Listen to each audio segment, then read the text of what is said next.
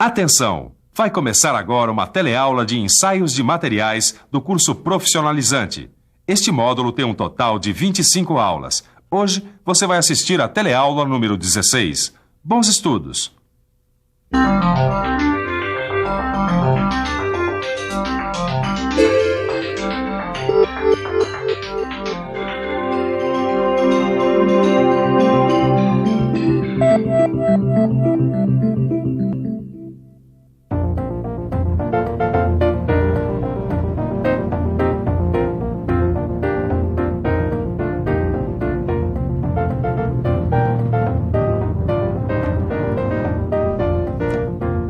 Os carros brasileiros têm que ter a suspensão reforçada por causa do péssimo estado de conservação das nossas ruas.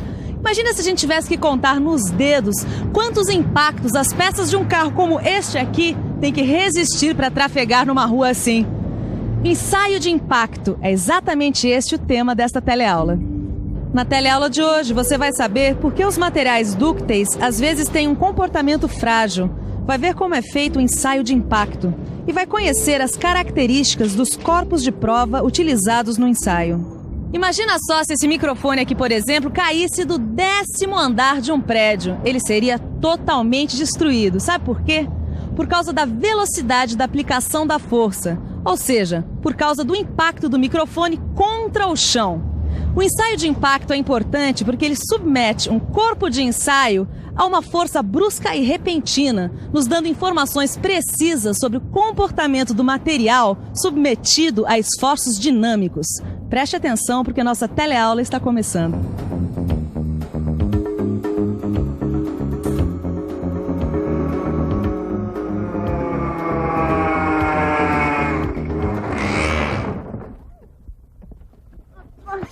Tudo bom, Neuza? Tudo certo, Edgar. Eu não consegui fazer a curva. Poxa, ainda bem que os pneus amorteceram o impacto, hein? Você sabe que existe um ensaio específico pro impacto, né? Não, eu sei.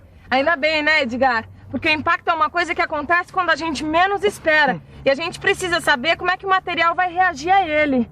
Edgar, você sabe me dizer quais são as peças do nosso kart que passaram pelo ensaio de impacto? Bom, ensaio de impacto? Bom, acho que as peças que estão sujeitas a esforços dinâmicos passaram por esse ensaio. Bom, nesse caso, o meu capacete aqui com certeza passou pelo ensaio de impacto, né? Com certeza, viu, Neuza? Mas antes da gente começar a aprender alguma coisa sobre ensaio de impacto, a gente precisa falar sobre fratura frágil. As fraturas produzidas por impacto podem ser frágeis ou dúcteis. As fraturas frágeis têm aspecto cristalino e as fraturas dúcteis têm aparência fibrosa. Olha aqui, Caio. Um material frágil como esse se rompe de forma brusca, sem nenhuma deformação plástica.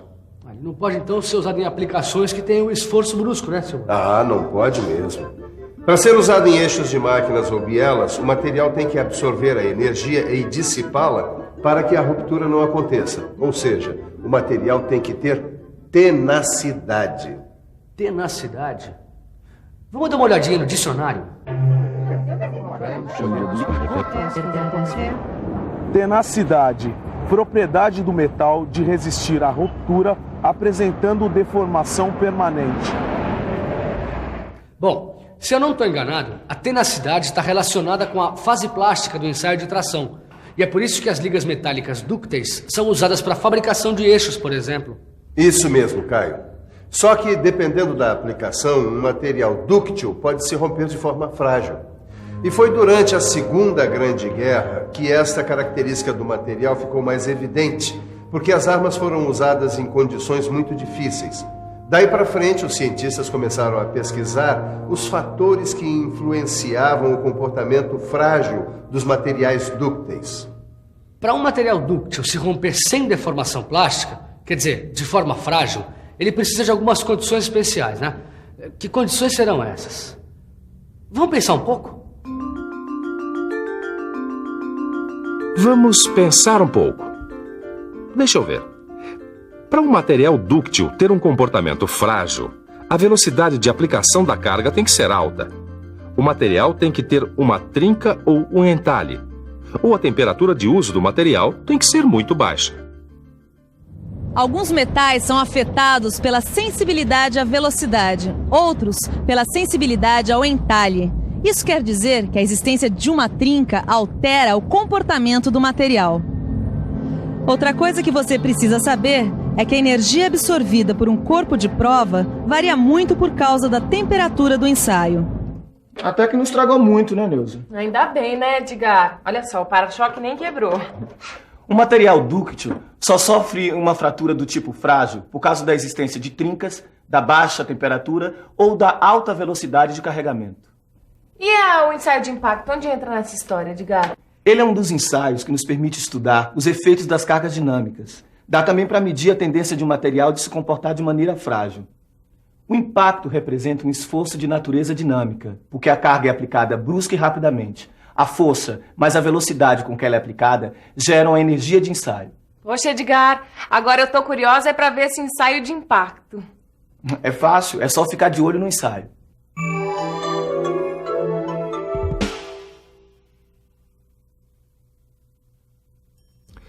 No ensaio de impacto, um esforço de choque de valor conhecido é aplicado sobre uma amostra do material para que seja medida a quantidade de energia. O método mais usado para ensaiar metais é o golpe desferido por um peso em oscilação. O pêndulo do martelo pendular é levado a uma certa posição e adquire uma energia inicial. Quando cai, ele encontra no seu percurso o corpo de prova, que se rompe. A trajetória do pêndulo continua até certa altura, que corresponde à posição final. Nesta posição, ele adquire uma energia final. Bom, como você já percebeu, o ensaio de impacto requer alguns cuidados especiais. Por causa do movimento brusco do pêndulo, é muito importante não se deixar ninguém aproximar da máquina durante o ensaio. Prevenir acidentes é dever de todos. Caio, presta atenção. No ensaio de impacto, a gente tem que entender que a diferença entre as energias inicial e final corresponde à energia absorvida pelo material. De acordo com o Sistema Internacional de Unidades, a unidade de energia adotada é o joule. Agora, se a máquina for antiga, a unidade de energia poderá ser apresentada em quilogrâmetro. Tá, e essa escala aqui, hein? Ela indica a posição do pêndulo e é calibrada de modo a indicar a energia potencial. Lembra da fórmula? Energia potencial é igual a massa vezes aceleração da gravidade vezes altura. Bom, vamos ver se eu entendi. No ensaio de impacto já são conhecidas a massa do martelo, a aceleração da gravidade e eu conheço também a altura inicial. A única variável que eu não conheço é a altura final. Que a gente vai conhecer justamente através do ensaio de impacto. O mostrador da máquina registra a diferença entre a altura inicial e final depois do rompimento do corpo de prova. E aí, Edgar? Falta a gente ver alguma coisa sobre o ensaio de impacto? Claro, Neuza, falta a gente conhecer os corpos de prova. No ensaio de impacto, são utilizadas duas classes de corpos de prova com entalhe, Charpy e Isod, que seguem as normas de especificações internacionais, baseado na norma americana E23 ASTM. Peraí, Edgar, mas como é que você sabe isso? Corpo de prova Charpy? A gente tem que ficar por dentro, né, Neuza?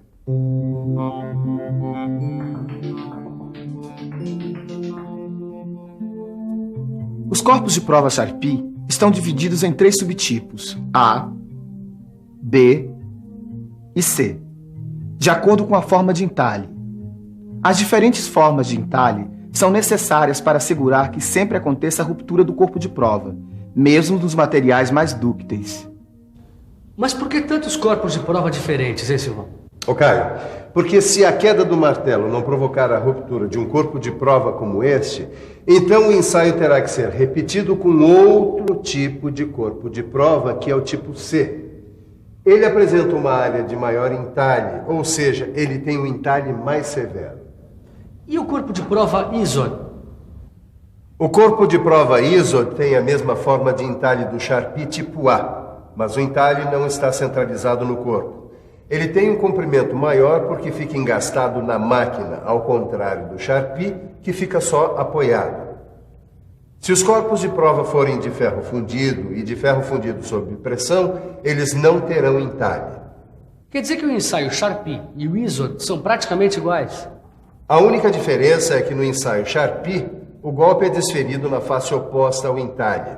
E no ensaio ISOD, o golpe é desferido no mesmo lado do entalhe. O ensaio de impacto não fornece um valor quantitativo da tenacidade do metal, porque as dimensões do corpo de prova, a forma e o tamanho do entalhe usado determinam um estado de tensão que não é distribuído de modo uniforme pelo ensaio. Bom, para a gente chegar a conclusões confiáveis a respeito do material ensaiado, é recomendável fazer o ensaio em pelo menos 3 corpos de prova. Pois bem, agora você separa 3 corpos de prova enquanto eu preparo a máquina. A gente vai fazer um outro ensaio de impacto, mas você não sai daí não, porque agora é hora da revisão. E atenção, se liga aí que é hora da revisão. Na teleaula de hoje, você viu que o impacto pode causar uma fratura frágil ou dúctil. Viu quais são os fatores que influenciam o comportamento frágil dos materiais dúcteis. Viu como é feito o ensaio de impacto. E, finalmente, conheceu alguns corpos de prova utilizados neste ensaio.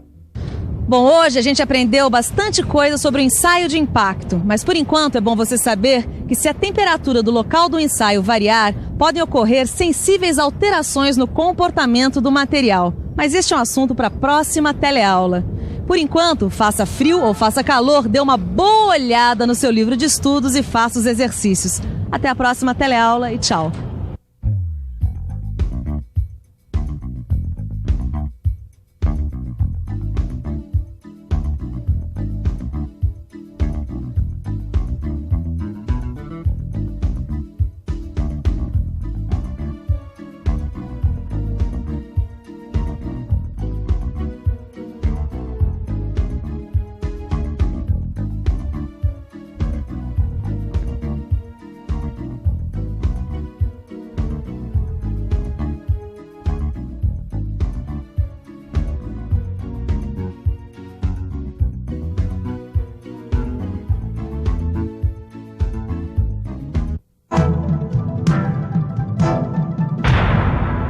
Telecurso 2000, um programa de educação do Sistema Fiesp e da Fundação Roberto Marinho.